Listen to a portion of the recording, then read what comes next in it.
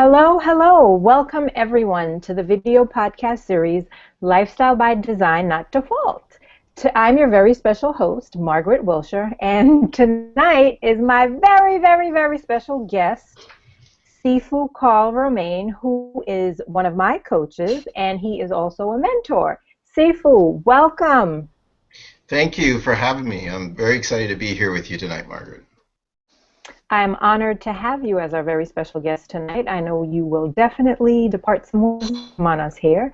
And tonight the show's going to be a little bit different because not only are you going to tell your story, but you're also going to do some coaching. So I have our special guests on tonight is Brenda and also Latoya and Alvin. I want to welcome you guys. Welcome, Brenda. Thank you. Welcome, Latoya and Alvin. Woo! Thank you. And Nice to meet everybody. By the way. So, Sifu, you are a world champion martial artist. You're also the owner of Edgewater Kung Fu Academy. You're a life coach. You're a speaker. You're author.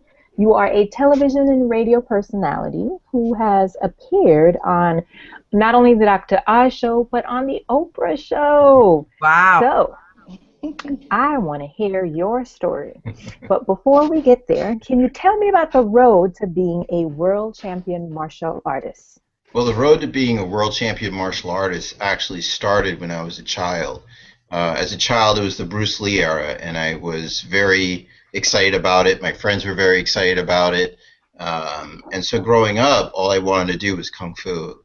And at 10 years old, I found a school, and it was in the local YMCA, and I literally begged my mom to enroll me. You know how kids do that. They beg you until you do it, right? So I can remember taking my first class and just being so excited about it. And, that first class I said to myself, I will never quit. And here it is 38 years later, and I'm still doing it.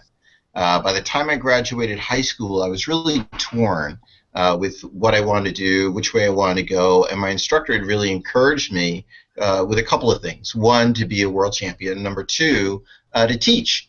So I thought about it, and actually in my high school yearbook, I actually wrote my goal was to be a world champion by age 22. And I knew it would be hard, and there were many people who doubted me and didn't believe that I could do it. But I had no idea how hard it would be or the challenges that I would face. And one day I was actually started competing and everything, and one day I was on my way to work. I was driving across the Tappan Zee Bridge. How old were you? At that point, I was about 18, 19 years old. And I got cut off by another driver. And my car, I lost control, and I spun across 2 lanes and hit the divider. Wow. And the only thing that saved my life was my seatbelt. And that day I received news from the doctors that my injuries to my spine would prevent me from ever doing martial arts again. And so for a while I kind of believed them. And for about a year I traveled the circuit just watching other people compete, and I was in a neck brace just watching different tournaments and just really feeling down on myself and not really sure where I was going in life and really losing my sense of direction and purpose. But this thing that I wrote in my high school yearbook kept calling to me, kept calling my name, kept reminding me 22, 22. And I remember being in the city in the car with my cousin one day. He's an athlete and he's been through some stuff. And I said, I really want to go back and I really believe I can do it. And he said, hey, if you really feel that way and you feel that strongly about it, go for it. And so I did. And I started traveling to Boston to train with a friend of mine, a good friend of mine, Rich Brandon. And he really helped me. And before you know it, by age 22, I was representing the United States team in competition in Venice, Italy, and I won the World Championships and made my dreams come true. Congratulations. Wow. Thank you. How long did it take you to recover? Like, how long was that from the injury to, you said at 18, but how long did it take you before you were able to participate again? It was about, so by the time I was 21, I started competing again. Okay. Yeah, so a few years there. And even now, I still suffer from my injuries. There are times when my back really hurts. And so I don't know if I've ever fully recovered, so to speak. But these are things that happen to you in life. You just deal with it, you know. Okay. So tell me now, you're also a life coach. Mm-hmm. How long have you been a teacher, and how long have you been a life coach? Well, I've been a teacher of the martial arts for over 25 years. I've been life coaching, consulting for about 15 years. It's, what happened was at one point I wanted my school to do better. I wanted my business to do better. And so I went and I wanted to find knowledge, you know, like who's out there, who's teaching, who can help me do better. And so I found this person, and he started training me and helping me. And literally within 18 months, I went from one school to 4 schools, and skyrocketed my income.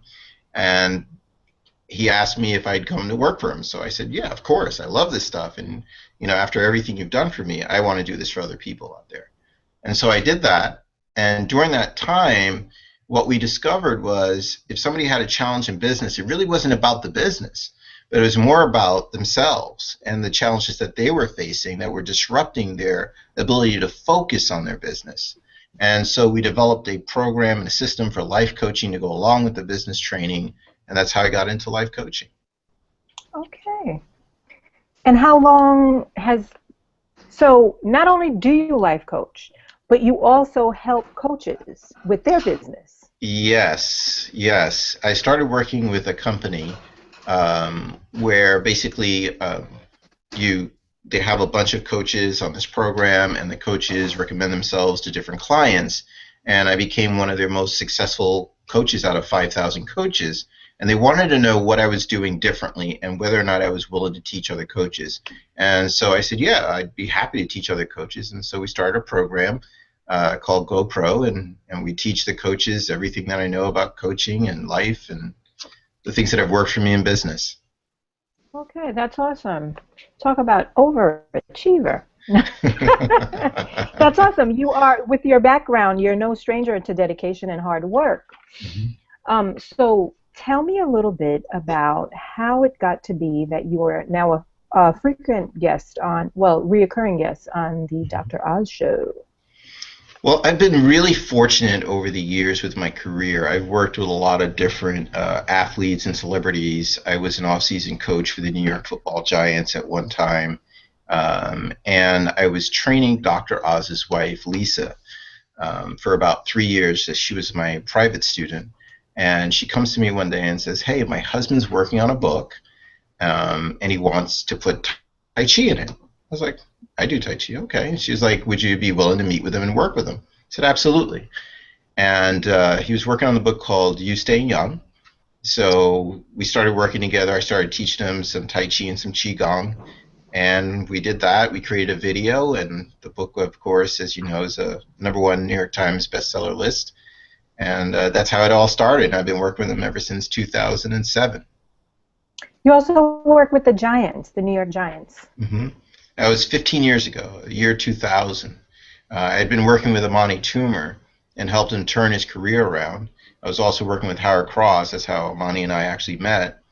And the Giants saw the work I was doing with Amani and said, hey, can you come in and help the team? At that time, the Giants were kind of struggling a little bit. And so I did. I came in, I worked with them, and they had an incredible season. And Amani likes to think that I really made a contribution to them because that year they went on to the Super Bowl. So. That may have a little bit to do with it, you think? I hope so. Are you still working with them? No, not at this time. Not at this time. I think no. They need you to come back. They need you to come back. I'd love to. Hey, I still support my Giants.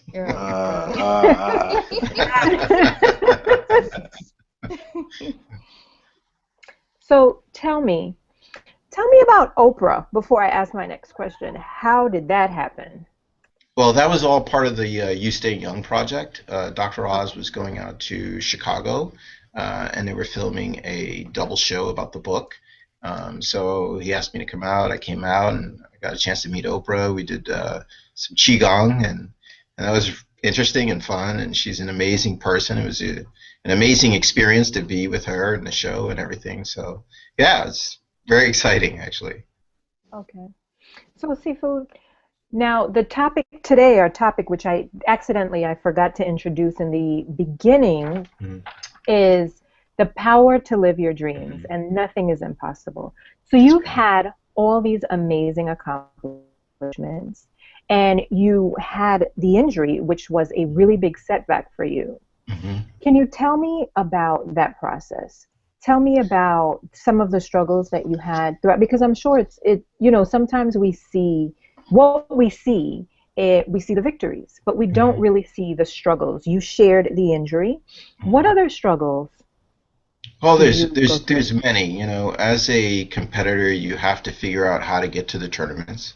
So you have to either get sponsors or you have to make enough money to support yourself, train, work out, and obviously travel. There are 14 national tournaments all over the country, and then you have the World Championships, which is international. So some of the struggles will be financial, some of the struggles are physical with the training, and the other part is really just the mental piece, like staying motivated, staying hungry, especially when you have people telling you about what you cannot do, or when you're trying to overcome an obstacle like an injury. There are many times I've worked with athletes, and most people think that uh, athletes are very confident, and they are. But there are times when athletes lose their confidence, especially when they're trying to come back from an injury. You don't move the same, or you're having doubts because you're afraid to re-injure yourself, or you're just not as fast as you used to be or flexible, and it's something that you have to work at all the time. So there are many challenges when it comes to trying to accomplish a goal, especially a goal that big, that large. When you proclaim to the world, I will be a world champion, that's a big deal. And the thing that I find is no matter what your dreams are, no matter what your hopes are, it's really important to really believe in yourself and to have faith. I really believe that if you decide today that you want to do something, there's no reason why you can't. It may take you a long time to get there, but if you stick with it, you can do it. You can accomplish your dreams. Okay. So I'm curious because Mm-hmm. you are a world champion. You're a Yes. peak performer. Yes. What goes through the mind? Like, I know that it takes a decision to decide, Mm-hmm. I'm going to do this, and there's Mm-hmm. no turning back. But take me inside your head. Like, what drives you, and what drives you to make that decision, and no matter what, just keep going? Because there is a difference with people who perform at their peak and who go all out, and you definitely are one of those people. Can you Mm-hmm. take me inside your mind right now? Oh, wow. I don't think I've ever been asked that before, but I think that's a great question. Oh, Um, what goes on inside my head? I think what goes on inside of my head is how can I be better in this moment than I was in the last? You know, um, it's very important to recognize that in every moment we have a choice. I have a moment right now of whether I can quit what I'm doing or keep moving forward.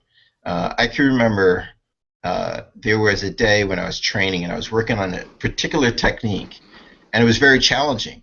And I would do it over and over and over again. And that's how I learned to perfect that technique. And I used to videotape my workout, so I'd go back home and I was looking at it, I was like, wow, I did that a lot, But I think it's true. Like if you can discipline yourself, challenge yourself, and make the right choice in the moment, moment after moment, that you will accomplish your dreams. If there was anything that goes on in my head, it's really that. It's like, okay, what will I do in this moment? Okay, good. I did that. Now, what will I do in the next moment? Okay, great. I did that. What will I do in the next moment? Okay, good. I did that. And just keep moving forward. Okay. So, with your background and with your training, you bring a different perspective to the coaching game. Mm. How is your coaching different from others? My coaching is different from others. It's based on experiential learning techniques. So I've worked with Karen Hoyos International. I've been through Landmark. I've been through a program called Educa, which is the foundation of everything that I do. And I've combined that with Tai Chi and martial arts philosophy, as well as Tai Chi training techniques, breathing, meditation. And we've put that together, and we've come up with some pretty interesting formulas, exercises for people that give them an experience that allows them to literally transform and become the best version of themselves. Okay. So it's total. It's you. It's It's all of you me. that you bring, which is Yes. good. It's like mind, body, and soul, you know? Mind, body, and soul. Mind, body, soul, spirit. Yes. Yes. So who do you admire the most? Who do I admire the most? My dad. Why so? Wow. Sorry? Why? All right. So my parents immigrated to this country when I was young, and they had their struggles. And my dad never gave up. And he just turned 88, and he's diabetic. And so he's had his share of challenges, and he's always been strong through those challenges. You know, through his example, I've learned how to be stronger. I've learned to be a great man through him. Okay. That's awesome. I'm always curious to find out, who has the biggest inspiration on everyone, Mhm. and that's awesome. Yeah. Sometimes people name people who are not in their family. They're not family members. I'm always curious, and I'm sure that you have a lot of your dad in you. Like you I said. think so, from what my sister says. Okay. And you're also a twin, by the way. Should I say that. am. Yes. I'm an identical twin brother. So if you're ever in So New is York City and you Almain. see me and you wave and I don't say hi, it's him. Okay. So you have a new program called Transformation U. Mhm. Can you tell me about Transformation U? Yes. So over the last couple of years, I've been invited to Sweden to teach. I go there during the summers and I teach Tai Chi to opera singers. And this last year I went back and I've combined it not just with Tai Chi, but as you know, personal development tools. Um, and so this last year I went back and there were some things that they were going through or experiencing. And by the time I came home, I had this whole new program because I was shared with them and worked with them and taught them some things. And we worked on basically 6 steps to transform any area of your life, starting with the foundation. And the foundation is truth. And you really got to be honest with yourself before you can be honest with anyone else. And truth for some people can be very scary. It's scary because they don't know what it means to their life. It could be very disruptive for them to be that honest. But it's not necessarily that you have to do anything with it, but knowing the truth is the first step to true fulfillment, true happiness, true joy. The second step is your thoughts. You know, thoughts are things, right? Whatever a person thinks upon grows, right? So we have the ability to literally create. You know, if you looked around the room, you would notice many different things. Even this light was first a thought, and then it was manifested, it was created, right? We are born in God's likeness, so we're born with the ability to create. But our creations start with our thoughts. You know, they say, watch your thoughts to become your words, watch your words to become your actions, watch your actions, they become your destiny. And so thoughts are very important things. So what is the dominating thought of your mind? Because whatever the dominating thought of your mind is, that's what's going to show up in your future. Mm. Once we understand that, we work on purpose. It's really important to find your purpose in your life. You know, your purpose is about your big why you exist. You know, and if you could answer the question, all right, or finish the statement, I should say, I help people to blank so they can blank. It's a very simple statement, but that purpose becomes the foundation of everything that you do, which leads us to the next piece, which is choice. How do you know what choices are right for you? Always go back to your purpose. Always go back to the truth. Always go back to your thinking. So it all kind of comes together. And then the last piece is accountability, right? And which is the hardest part for most people. But as a coach, or even as a martial arts student, I can tell you this, many years ago when I started martial arts, it was very different. And one of the things I was taught was that when you accept the teachings of the martial arts, you accept it the way your teacher decides to give it to you, Mm. right? So if your teacher was strong-handed, he was physical with you, you accepted it. You didn't quit. You took it, and you came back the next class, and whatever he did the next class, you took that too. And it was that surrendering, that acceptance, that's so incredibly important, because it allowed the teacher to hold you accountable to whatever you were doing. So if you weren't doing right, well, he can call you on it, right? So this ability to surrender to someone in your life and say, I will be accountable to you. You will, if I set a goal to do something and I don't do it, hold me there. You know, say, hey, call me out on it, right? So it's that allowing that allows us to grow the most. And anytime I've allowed myself to be accountable to my coach or martial arts instructor, I've always grown and always done better. So I'm just taking what I've learned. I put these 6 steps together. We designed a workbook. We designed a seminar, and that's Transformation U. Okay. And also, can you tell me about your other program, Finding Balance? Finding Balance, yes. So the first year I went to Sweden, I had developed Finding Balance because I recognized that there are many times in our life where we focus on one area. Maybe it's our career. And because we're so focused on that, there are other areas in our life that start to fall apart. So we look at spirituality, we look at your financial life, we look at your health, we look at, like I said, your career, we look at your sense of well-being, you know. So we look at all these different areas and we try to figure out, where are you out of balance?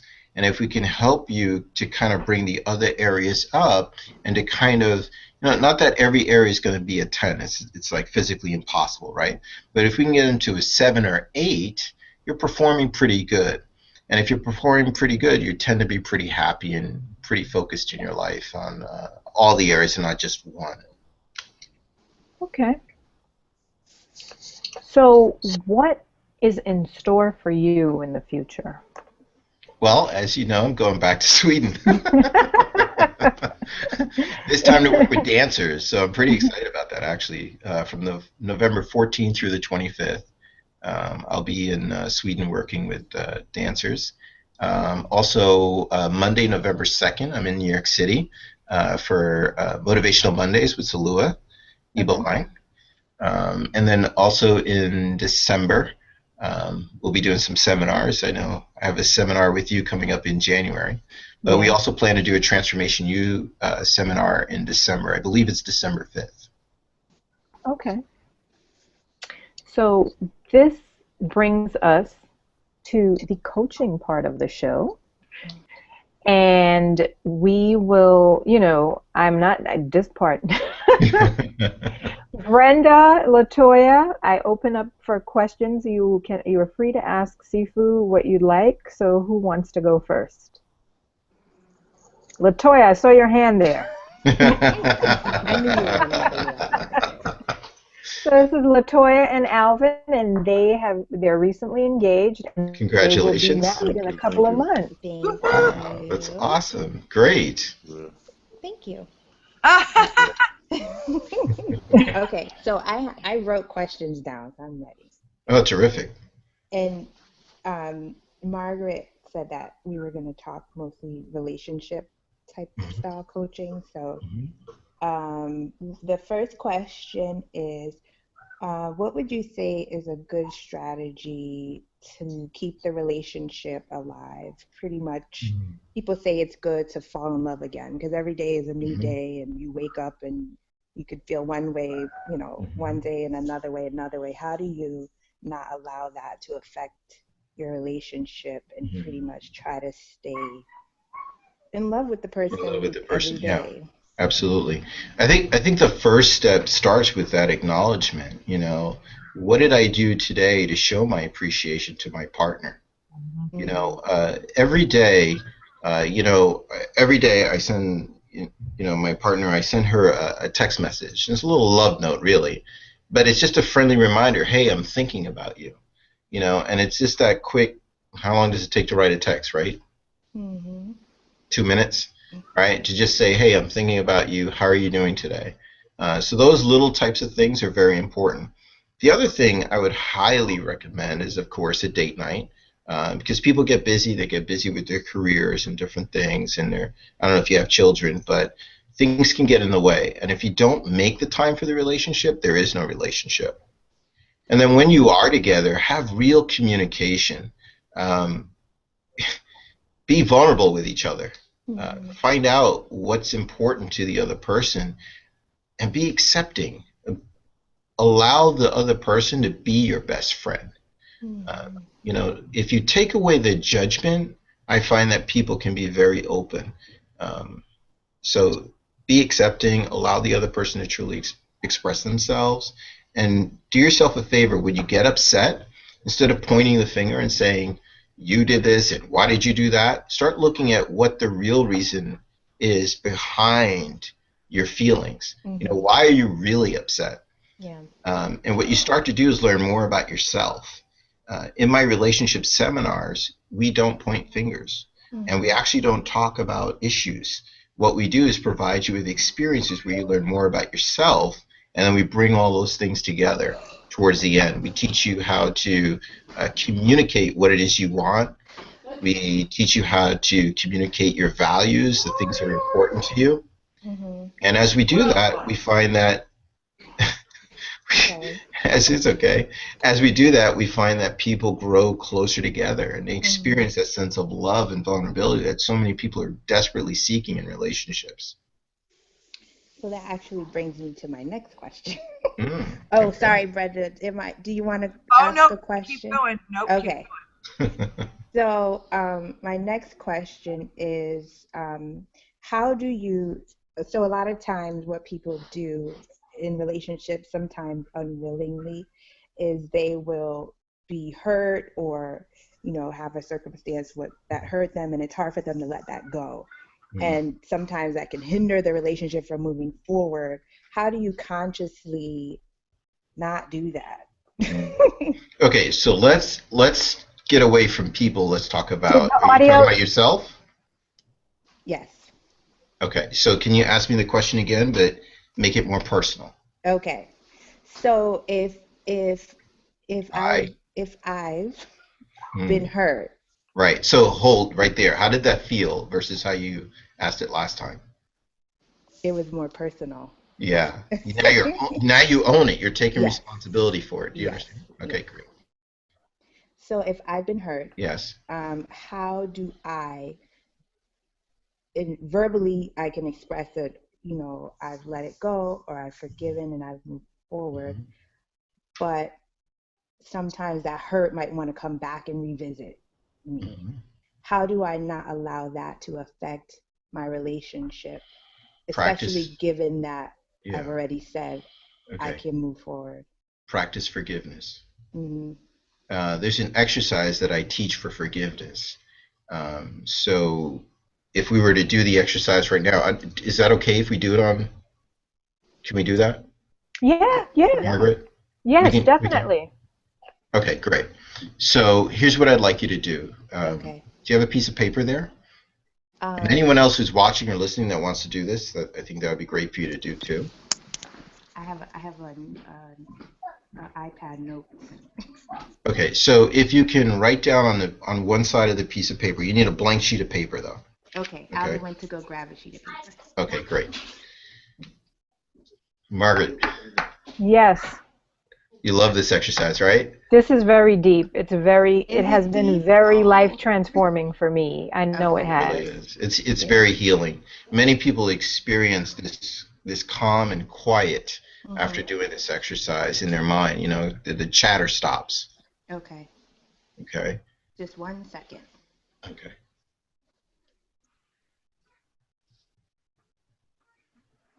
Well, while we're waiting, I'd like to say the advice from that first part, from her first question, was excellent. And I'd like to, I don't know if you'll pass by it, but one thing that I have noticed in relationships, and it wasn't because of my relationship with a male at this time, it comes from my relationship with a teenage son. The language is so different between men and women. And women, we're much more emotional and we have so much more about us, where like this little thing that means something to us, men don't even notice. And so we have to stop and remember that we have two different languages. And that's not just men and women, that's between individuals. You know, If I said the word like respect is important to me in a relationship, well, what respect means to me and what respect means to you could be two entirely different things. So it's really allowing each other to define what that means so we understand each other better. So, you know, for instance, if we were in a relationship, Brenda, and I asked you, well, what's important to you in a relationship? And you said trust. Okay. Well, Brenda, how do I show you that I trust you? If I trust you, what would I do? Could you tell me? If I trust you, what you would do is probably the communication, you know, the friendship, like you were saying, allow the other person to be your best friend. And okay, so 1 second. So the first one you said was communication, right? Okay, so when you say communication, what does that look like? Because for me as a guy, you know, we have less words than women. So for me, communication might be that I'm watching the football game and you're talking to me and I'm going, yeah, I heard you, Just saying. So can you be more specific about communication? Okay, how do you know when I'm really communicating with you? Well, I meant like getting to know each other on many levels, what the other, you know, and knowing it and responding to it. And by the way, it's go Pats. Well, we already have a communication issue right there, right? But, okay, so it's responding to what you're telling me, right? Mm-hmm. Okay, and what kind of response do you want? Do you want me to look you in the eye when I respond to you? Can you be, does it have to be, you know, several words, or can it just be okay? Or be clear and specific with me so I know. Okay, well, I think what I'm trying to say is getting to know each other, not, I don't mean intimately sexually, but intimately in each other's souls, you know. Yeah. Yeah, you know, intimacy, yes. So, like, for example, I know, like, for example, if you go to the store and you come back, you know, it's flowers, you know, I know you're thinking about me so that, you know, I don't have to worry about you. So you know, there's a trust, there's a openness, I can be vulnerable. Okay. Okay, so if I bought you flowers, you'd feel like I was being open with you. You'd feel like you could be vulnerable with me. Thought about me. That I thought about you. Okay. Okay, so you know that I thought about you, but that doesn't tell me how to communicate with you. Right? So the first thing you said was communication, right? I think communication was more like getting to know each other on, you know, on a different level, not necessarily talking. Mm-hmm. You know. And like, for instance, if you would know what my favorite color is and you would know what type of things I like, you know, it doesn't mean like, yeah, I don't want to always talk all the time either. But, you know, I have to say that is very, very, very important, because I once dated someone that refused to talk to me during basketball games, and that was a big problem. I don't really date people who, well, I have a boyfriend, and we have this understanding that when the basketball game is on, I go my way, he goes his, or I just sit there and like do something else. Yeah. But because that was so traumatizing, like literally I was not allowed to speak to him. That can turn into a real problem, because, you know, that was one of my questions after. So are you into sports? Are you into basketball? You know, so I can see how that little thing well, again, that's why communication is so important, because it's getting to a place where you can really understand someone, and then allowing or giving that person the freedom, the permission to just be themselves, and accepting that during the basketball game, that's what they're going to do, and it's okay. It's, you know, it's what, 2 hours watching, you know, let them watch the season once a week, every Sunday. Go Giants. But Brenda, I would just tell you, you know, like, you're right. It is about getting to know each other, but the only way for me to know those things about you is to actually have those questions for you. You're giving me, you know, like we can play this questions and answers game and kind of go through that, right? Pay attention. that, you know, that shows me that you're into me if you're paying attention to, okay, if I said my favorite, you know, oh wow, I love daisies, if we were, you know, oh, I love daisies, I don't know if what the best word is to say, you log that in and then, you know, you come home with daisies. You know what I mean? So it's holding on to that information and not just letting it go over your head like because you don't care. Sure. Does that Sure. make sense? Again, I think that the idea I would tell you is with your significant other, make sure that they are present during the conversation so that they're aware that you're expressing something that is important to you. Because if it's casual, I'm just talking for myself, and as a guy, sometimes we can miss those things. Right. We as women know that. So if you're having a deliberate conversation, be very deliberate about it. Listen, there's nothing wrong with telling somebody what you like and what you enjoy. Learning how to express yourself, learning to ask for what you want is a very relevant and important piece of our relationship workshop. And many people struggle with that. And you know what? We don't. And if there is someone who's missing all of those cues, then maybe you should think twice. You know? Right. Yeah. Step up or get out. So I got the paper. Okay. Okay, great. So on one side of your paper, you're going to write all the people that you need to forgive. So you will say something like, I forgive John Smith, and be very clear and specific about what you forgive him for. Right? If you want to use your partner, your mate, then you would say, I forgive, again, your mate's name and what you forgive them for. On the other side of your paper, you're going to write, I forgive myself for, and whatever you forgive yourself for. Got it? Okay. Yeah. Okay, so I want you to take a moment now and just write some things that you need to forgive.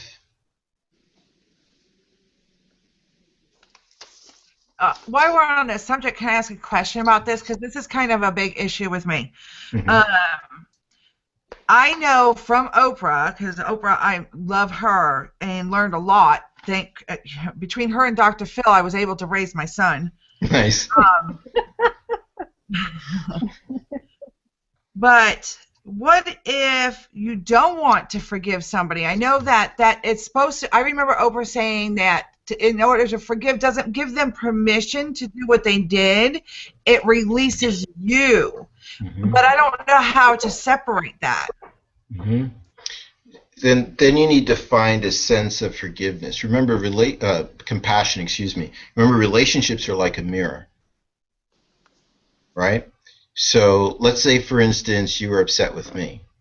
You would. There's another exercise we have, and basically what you would say is, you know, if Sifu is my mirror, and I have known sadness, then he has known sadness. Right? So that's a whole other exercise, and it takes a little bit to do. We typically try to do the forgiveness and the compassion together, because I know after doing the forgiveness exercise, as intense as it is, there are times when people still hold on to that anger. So moving into compassion really makes a big difference for them. But just keep in mind, if relationships are a mirror, right? So you can use a lot of words, right? Think about this, you know, if Sifu is my mirror and he wants to be, if Sifu is my mirror and I want to be loved, then he wants to be loved too, right? And if you say that, just think about how that makes you feel about the other person, right? Just take a moment and just, everybody out there, just kind of do this and just think about someone you want to have a sense of compassion for, and think about them being your mirror, and just say the words, you know, if blank, whatever their name is my mirror, and I want to be loved, then they want to be loved. Automatically, how do you feel? Brenda? Margaret?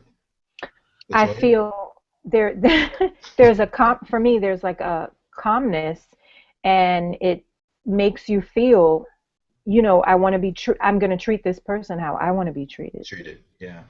Makes a huge difference, right? That's the golden rule, isn't it? Absolutely. Okay, Latoya, how did you do? I'm struggling with the I forgive myself for. Mm, I can't think of anything. okay, So that's my roadblock right here. right. So we all have things in our life that we feel guilty about. We've all have things in our life that um, we are angry at ourselves for. You know, times or situations when we felt we should have done something but we didn't. Mm-hmm. Right? We all have things in our life that maybe we even feel ashamed for or Mm-hmm. ashamed about.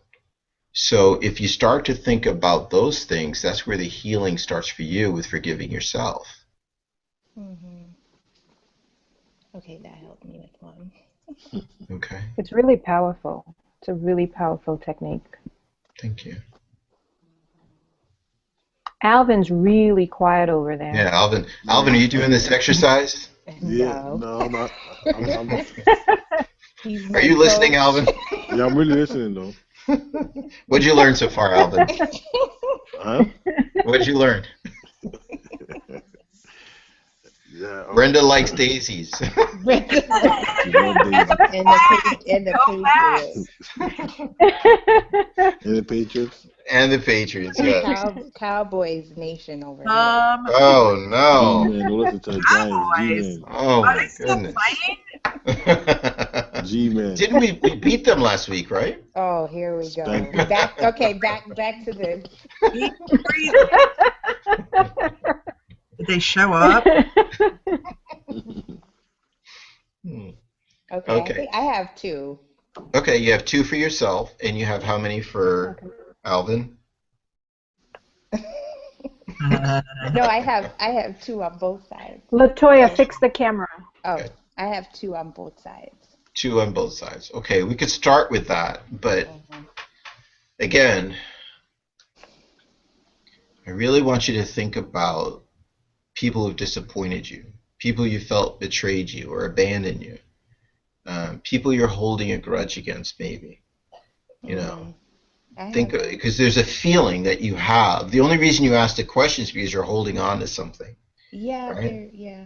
Yeah. So the only way to move forward is to be honest here, to Yeah, be I have that truthful. one. That was my first one. That was the first one? Mhm. Okay. Are there others? Yeah. Yes. Mhm. Okay, so go back and continue your list, right?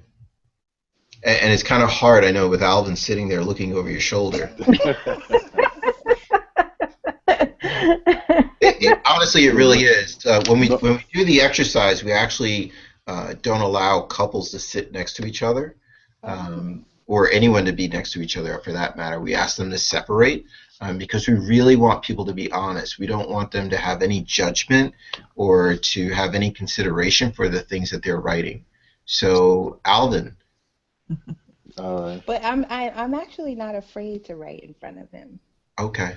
So he sees it. It's So he sees it. Okay, yeah, great. I'm Good. He's comfortable. got his head He's turned. comfortable. Yeah, Got Yeah, his he's I'm head looking away. I'm away. away. Okay, so Hey, now on Alvin, one. go ahead. Go ahead. Go ahead, Sifu. I was going to go back into the exercise, but Yes. okay. So now on one side, how many do you have? 4 people that I need to forgive, Okay. and 2 for myself. 2 for yourself. So can you give me Mhm. 2 more for yourself? 2 more. Okay.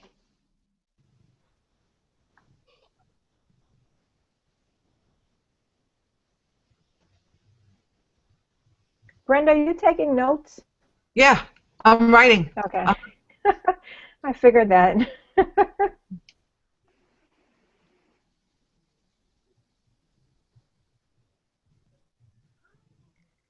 Did you get it? No.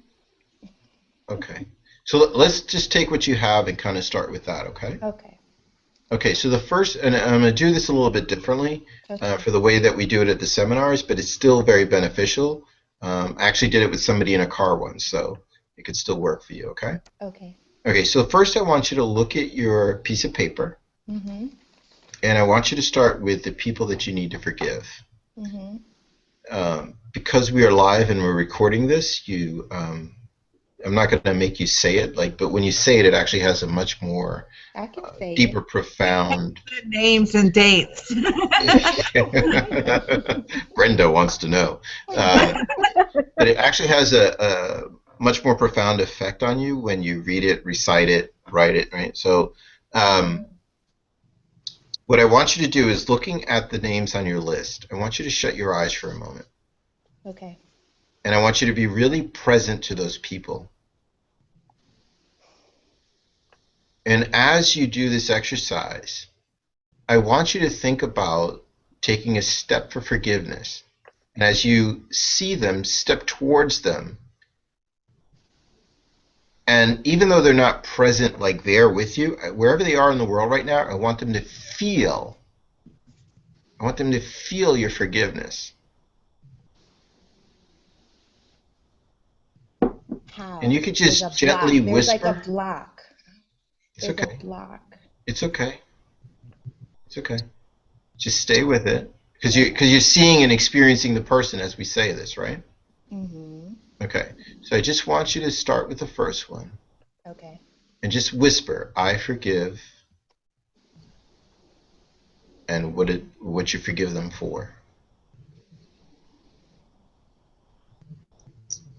Take your time. Okay.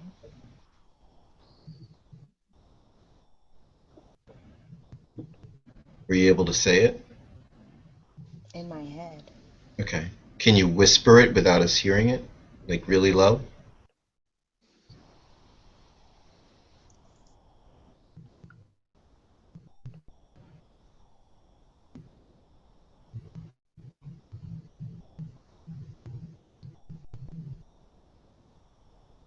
How'd it go? You did it? Mm-hmm. Okay. What are you feeling now? A little release, but I'm afraid I don't want it to just be for the moment. No, it's not. Okay, right. Exactly. It's not just about the moment. So I want you to do it again. Mm-hmm. Same person, same thing. Okay. Right? I forgive, and what you forgive them for. And whatever feelings come up for you, allow them. Like, don't hold back your emotion. You know, some people will burst out in laughter, some people will cry. It's okay. Yeah. That's a release, and you need to release the feelings, right? Mm-hmm. I recognize you're on camera, so it's a little uncomfortable, but stay with those feelings, right? Feel the forgiveness in your heart. Say it again, I forgive, and what you forgive them for. And notice that every time you say it, notice how healing that is.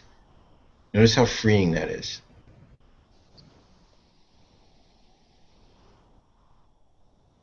And really send them the emotion, really send them the feeling of forgiveness. Like I said, no matter where they are in the world right now, you want them to feel that forgiveness. So be really present to what you're doing.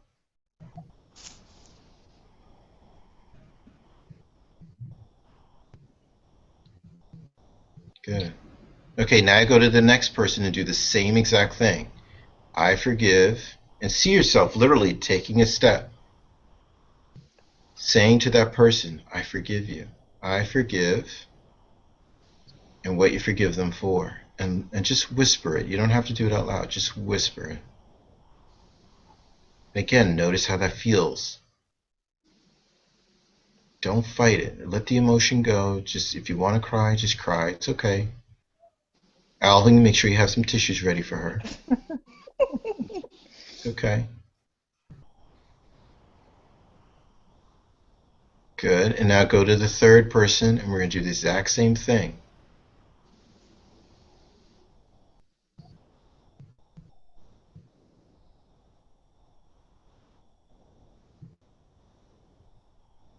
I forgive, and just whisper it.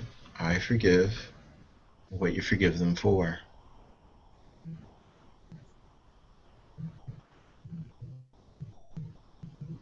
And once you feel like you've forgiven that person, go to the next person.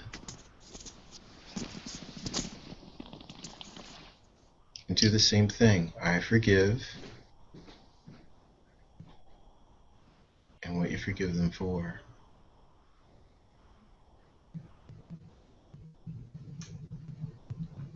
Now just stay there for a second. Keep your eyes shut. Just stay there for a second. And just feel what it feels like to truly release and forgive that person. It feels freeing. It is.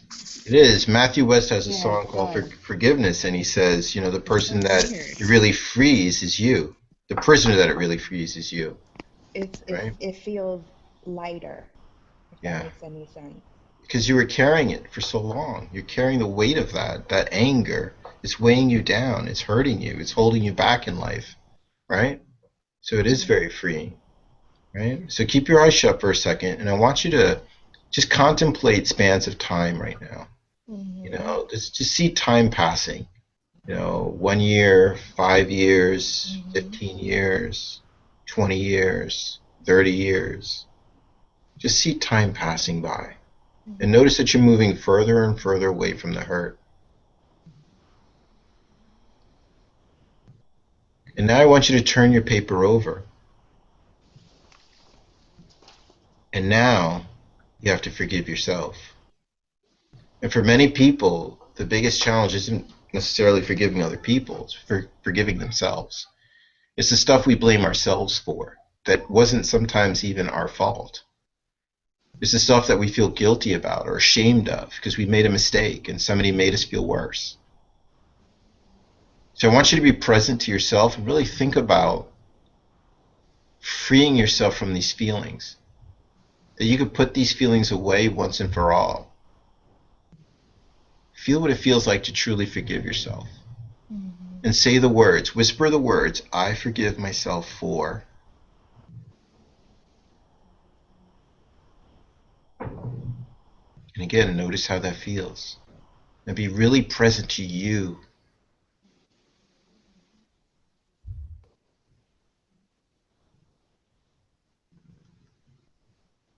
Good. And now go to the next one. I forgive myself for whatever it is. And again, be present to you.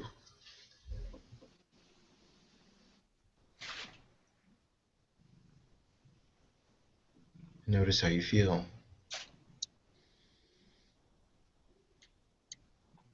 Now I want you to take your piece of paper. I want you to hold it in your hand. Got it. And I want you to look at it.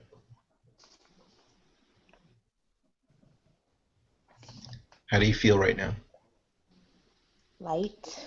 Good. You're going to feel even lighter now. What I want you to do is take your piece of paper and I want you to tear it up. And as you tear it up, I want a lot of emotion. And I want you to say the words, no more guilt, no more shame, I forgive myself. And out loud. No more guilt, no more shame, I forgive myself. I forgive myself. Keep going. No more guilt. Until it's like in tiny shreds. Just throw it on the floor. Doesn't matter. Let it go. No more guilt, no more shame, I forgive myself. No more guilt, no more shame. I forgive myself. How does it feel? Awesome. Wow. Hey, let's give her a hand. Good job. I did it. You did it. You did it. I did it. Now, this is really important. Like, you did the exercise and you feel really great. And those feelings, you'll find it's like, wow, I feel so much lighter. And as you go through the week, you'll experience it differently. You may even decide to call some of these people. But here's what I want you to do. I don't want you to stop here. I want you to continue with this exercise. And anytime you have that sense of angst, like you're holding on to something, do the exercise again. Okay. Okay? I like that. Thank you. I love that. I love that. Good. I'm glad. I love that. That's awesome. So that's how you can practice forgiveness. I'm fumbling my speech here. Yeah. Awesome. Brenda, I saw you with your eyes closed over there. Were you practicing the exercise also? Yeah. How'd it feel? How'd it feel? It felt good. It's definitely, I think it's difficult. I had two other people to forgive, but I had noticed that I could keep writing and keep writing and keep writing about things I need to forgive myself. That list was long. Yeah. See, what I'd ask you to do is set up a appointment with me, and anybody who's listening, watching, and wants a complimentary coaching session with me, where we could actually do this more in depth.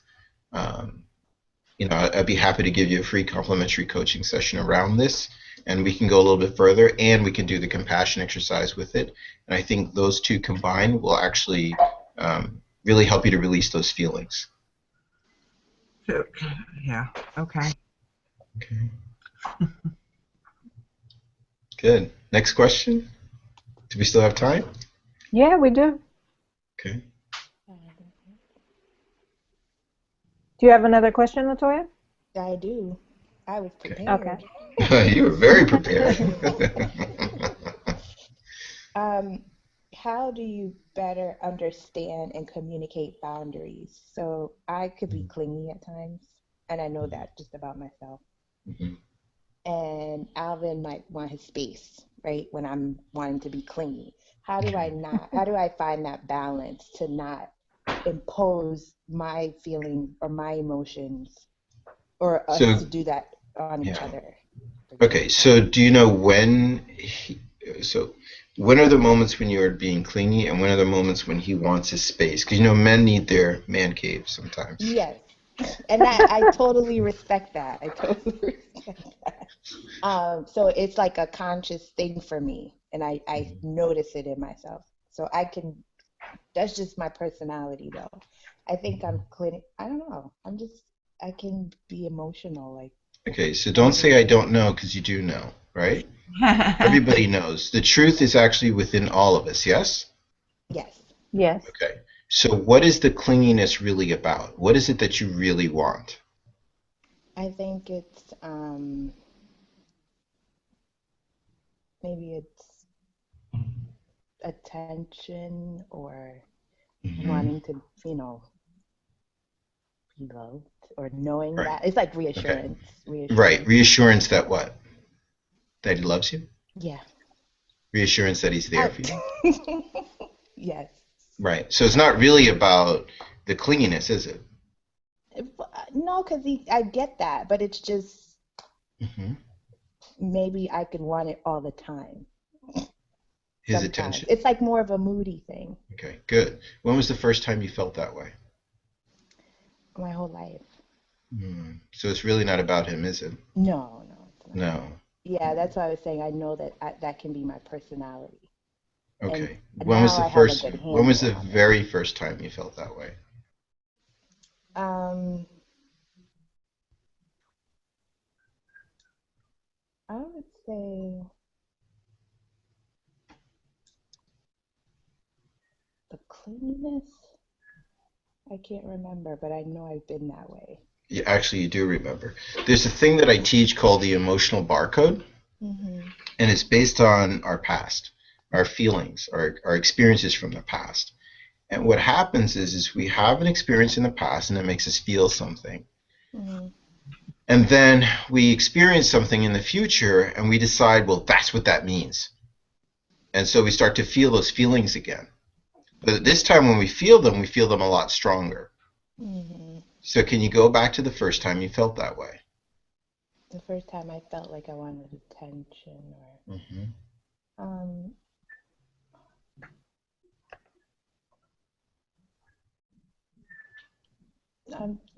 I would say probably with my dad.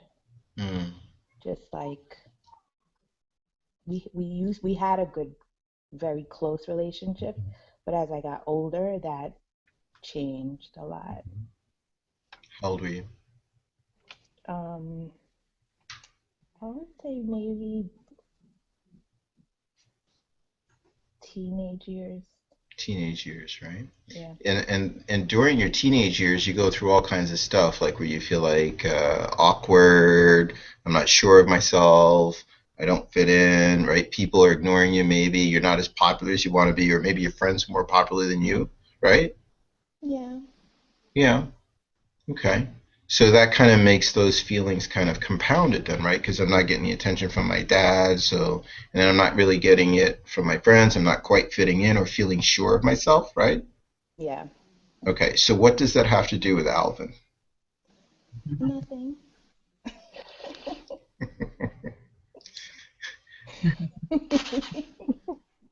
Wow.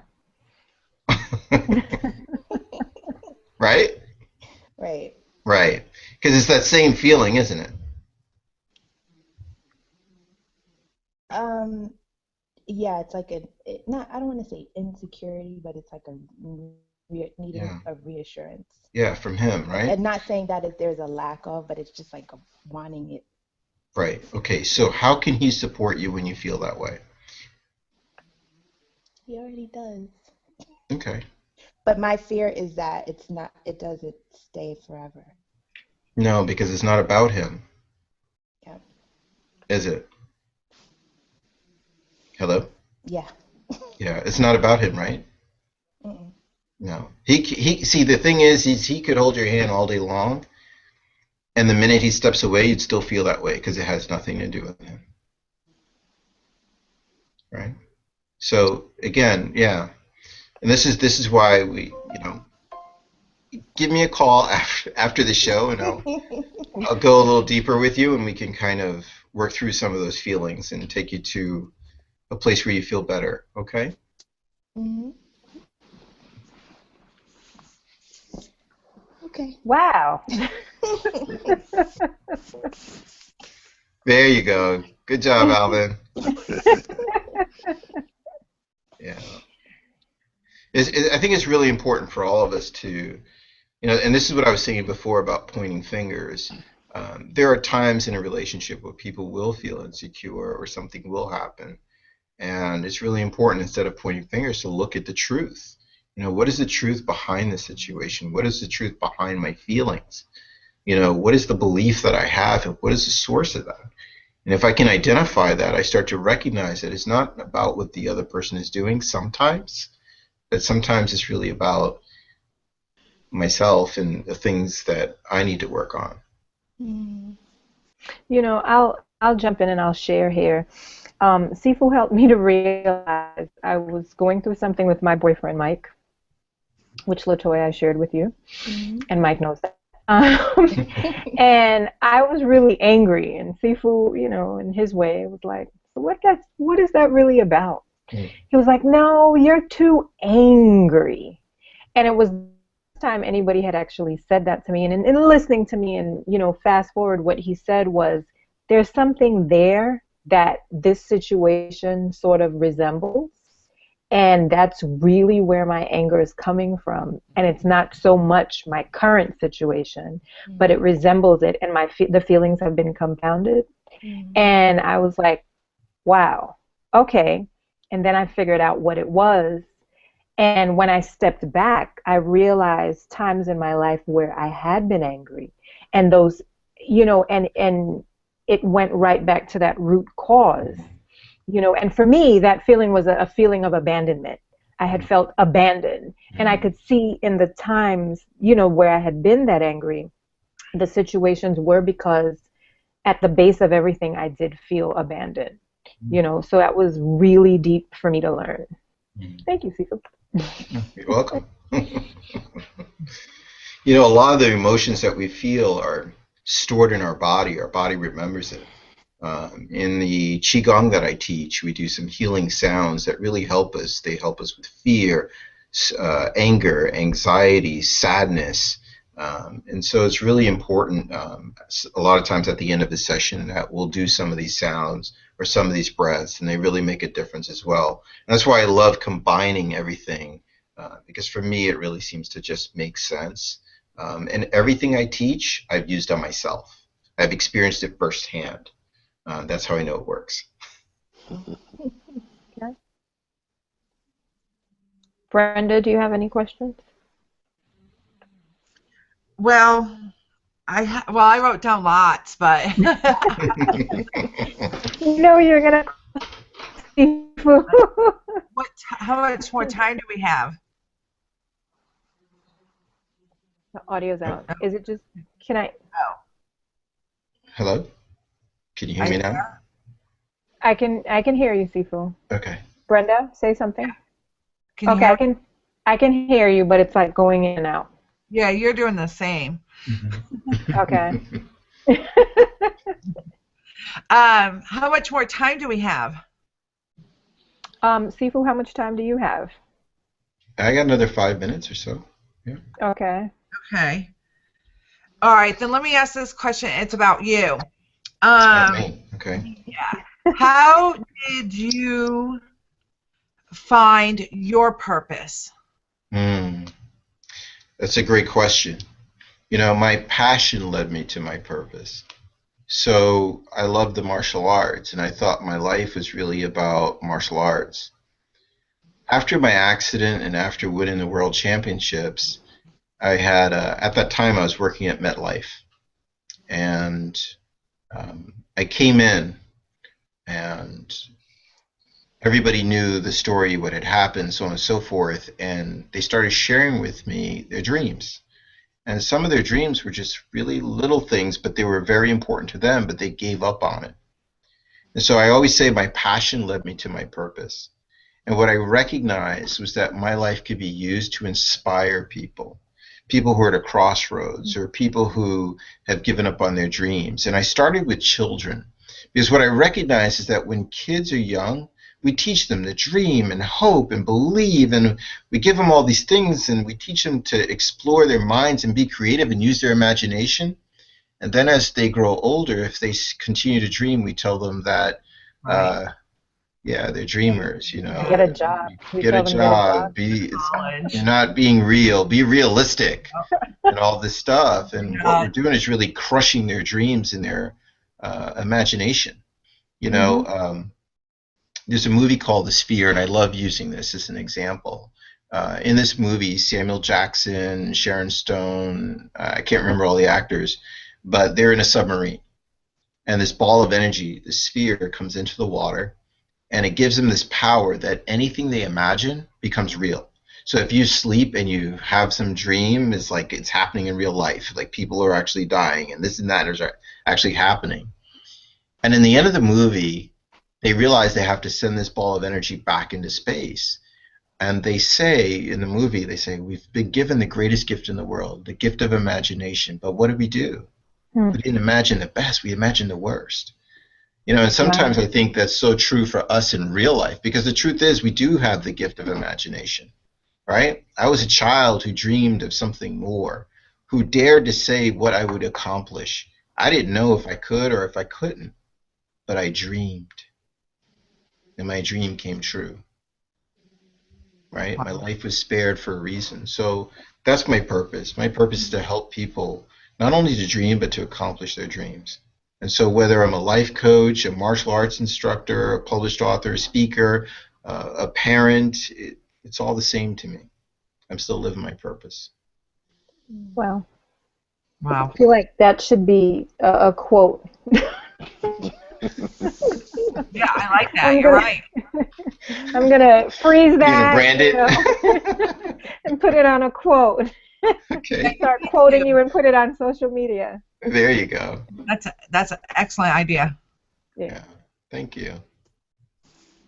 Latoya and Alvin. Yeah. I can't believe Alvin is really this quiet. Is he really this quiet? Yeah. I'm taking advice though. I'm listening. Okay. He's observing, taking in everything. Any final questions for Sifu? Nope. He was awesome. Yeah. Oh, thank you. Very nice. Thank you. Very nice. Well spoken. Thank you. Don't forget the daisies. Yeah. Go Pats. I have to say I'm a Patriots fan. Oh, Pats. Oh, come on. I don't watch football, Nice. but I like the Patriots. I don't know why. I think my son used to like them when he was little, so I was forced to watch those games. Okay. So I want to thank. Oh, wait, Sifu, before we go, you have to Yes. do what every single guest does. You have to give 3 action steps that people can take right now in their lives to implement if they want to start living their dreams. Okay. First step is to be honest. Tell the truth. What is it you truly desire that you're afraid to say? What is it you really want? So that's the first step. And don't be afraid of it. Just write it down. maybe you feel like you can't do anything about it right now, but maybe sometime in the future. It doesn't have to be in the immediate. So that's one. Be honest, tell the truth, discover what it is you really want. Number two, write down 3 action steps that you could take towards accomplishing your goals or your dreams. That's a pretty simple one. And remember, the steps don't have to be big. I mean, think about it. How do you eat an elephant? 1 bite at a time, right? So just keep that in mind, right? Are we in the school we say inch by inch, it's a cinch. So just kind of keep that in mind. It doesn't have to be a very large step. It can be a very small step. Start with the thing that is easiest or sometimes the least challenging for you to do. The third thing that you have to do, that you must do, is reach out to somebody who will support you. Find someone who can encourage you. Everybody needs a sense of encouragement in their life, even myself. Hey, life is not perfect by any means for anyone, and it doesn't matter how much success or what they've been through in their life. Having good people around you to support you will make all the difference in the world. In my story, I've had some great people help me, some great people support me. And even today, I couldn't do all the things I do without a great team. You know, my team at Edgewater Kung Fu, my friends, my family members, all those people are very important to my life, and they're very important to my success. So same thing for you. Find the people that will support you. And realize this, sometimes when people are telling you that you can't do something, they're trying to protect you. Because in their life, they weren't able to accomplish the things that they wanted to accomplish. So don't make them feel bad about that, but recognize that they're just not one of those people that you're going to share your dreams with or ask for their support. Find the people who will say, yes, you can, because you need that. And the best supporter you need to have, the biggest fan you need to have, is yourself. And before we go, I know you're going, we can't break tradition here. 3 fun questions. What is your favorite app? My favorite app? Wow. My favorite app. Canva. C-A-N-V-A. Canva.com. Because you get to create. That's okay. Canva is more for work, though. But That is for work. Okay. It is for work. Okay. Sure. How do you think I make all those incredible social media posts I do? Canva is what I use too. That's what I did to create conscious breathing. What is your favorite book? Or the book that has inspired you the most? Napoleon Hill, Think and Grow Rich. No. Okay. And anybody else want to ask Sifu one last? Oh, what was the third one? Well, I'm giving it up to either Latoya or Brenda to ask him something really interesting that no one might know about him. Movie. Would it be a Bruce Lee movie? No. No. The Man of La Mancha. Oh, God. Oh, right. Okay. The Man of La Mancha. Should we close out with that? Yes, I think so. Okay. All right, then. So I want to thank my very special guest, Sifu Karl Romain. Thank you for your time. Thank you for sharing your story. Thank you for being an inspiration and not being afraid to live your message. I honor you. Thank you. Thank you. And I want to thank Latoya and Alvin, and I want to congratulate you guys. Big up, big up, big up. Big up. Okay, and Brenda, I want to thank you. Thank you all for spending your Friday night here. This is wonderful, and I'm sure that many people would be inspired. Hey, Margaret, can we have them, can I just ask them to follow me on Facebook and Twitter and Instagram? Yes. Pretty much everything is real simple. It's just Sifu, S-I-F-U. Last name is Romain, R-O-M-A-I-N. So whether it's Facebook, Twitter, Instagram, I'm on all of those. You can follow me there. And I have an offer on the side. Do you see it? If you'd like to contact Sifu for coaching, his email is sifuromain, SIFUROMIN @gmail.com. How did you spell the last name? I have it. Like the lettuce without the E. R-O-M-A-I-N? Yes. Yes. Yeah. Can you see it on the side, Brenda?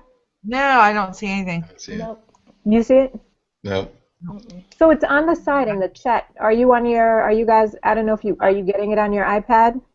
No. Yeah. It's okay. We got it. Okay, it probably have to be like on a computer then, and not like a mobile I've got device. this whole thing over here. It's in the side. Yeah. So you can actually click the link and it'll take you right there. Oh, I Great. see nothing. Excellent. But yeah, thank you and nice meeting, Thank you. Latoya. You Alex, too, congratulations. Brenda. Sifu, Bye thank you bye. so much. Bye, everybody. Thank you. Margaret, Margaret, talk love to you you. soon. Thank you. Love you too, guys. Have a great Friday night. You You too. too. Thank Hasta you. luego. Bye bye. Bye-bye. Bye. Okay. So there is live post publicly.